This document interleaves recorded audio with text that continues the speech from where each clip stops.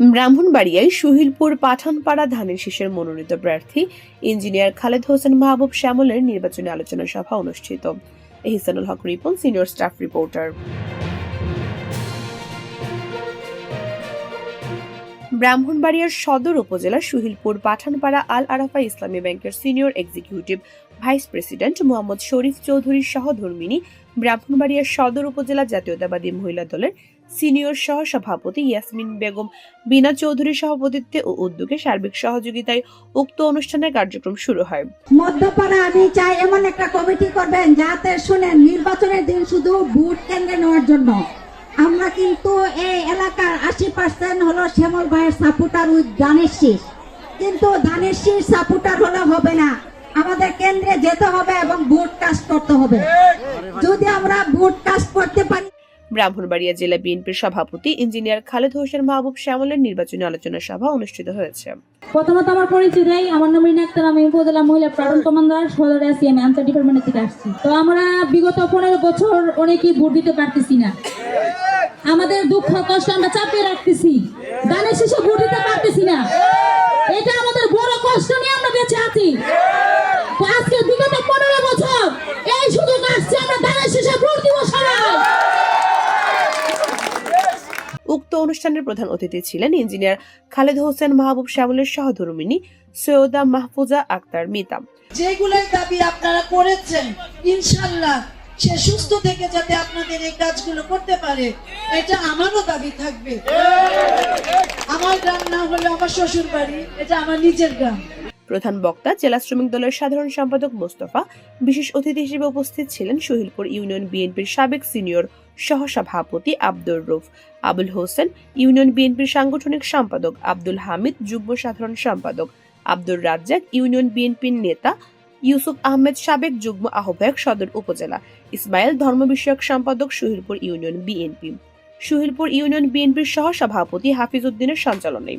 শ্যামল ভাই বিনা খাওয়া অনেক হাঁটাহাঁটি করতেছে, বিনা খাওয়া অনেক ভালো লোক, বিনা খাওয়া আমরা পাশে পাইতেছি, অনেক তাদেরকে ধন্যবাদ। আর শ্যামল ভাইয়ের জিন্দাবাদ, শ্যামল ভাই জিন্দাবাদ।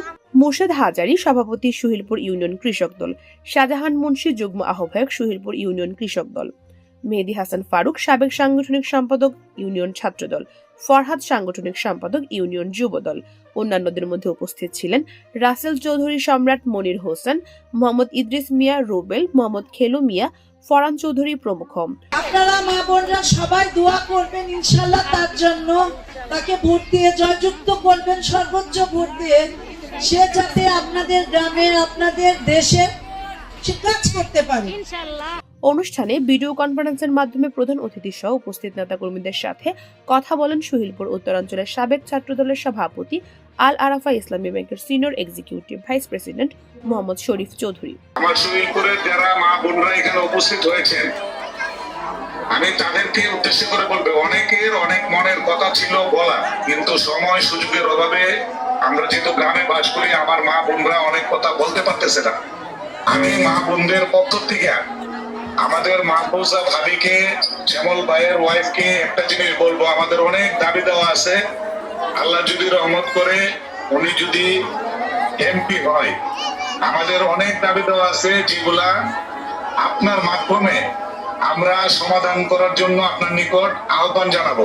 সভায় প্রধান অতিথি বলেন, গণতন্ত্র পুনরুদ্ধার, ভোটাধিকার প্রতিষ্ঠা এবং সুন্দর বাংলাদেশ গঠনে সবাইকে অগ্রণী ভূমিকা রাখতে হবে। দীর্ঘ 17 বছর পর আপনারা ভোট দিবেন। ধানের শীষ প্রতীকে ভোট দেওয়ার মাধ্যমে গণতান্ত্রিক আন্দোলনে শরীক হওয়ার আহ্বান। আপনাদের রাস্তাঘাট, আপনাদের গ্যাস, আপনাদের ছেলে পেলে মাদকাসক্ত, যেগুলোর দাবি আপনারা করেছেন, ইনশাআল্লাহ সে সুস্থ থেকে যাতে আপনাদের এই কাজগুলো করতে পারে, এটা আমারও দাবি থাকবে। তিনি আরো বলেন, সুহিলপুর ইউনিয়ন তথা ব্রাহ্মণবাড়িয়া জেলাবাসী গ্যাস সংকটে আছে। আল্লাহর রহমতে বিএনপি সরকার ক্ষমতায় আসলে সর্বপ্রথম সুহিলপুর গ্যাস সংকট সমাধান করা হবে ইনশাআল্লাহ। আমার প্রথম দাবি থাকবে আপনাদের প্রতি, এই ইউনিয়নে প্রথম গ্যাসটা দেওয়ার জন্য। তাছাড়া উপস্থিত ছিলেন সুহিলপুর ইউনিয়ন বিএনপির অঙ্গ সংগঠনের নেতাকর্মীরা। পূজা দত্ত, সারাবেলা নিউজ, ব্রাহ্মণবাড়িয়া।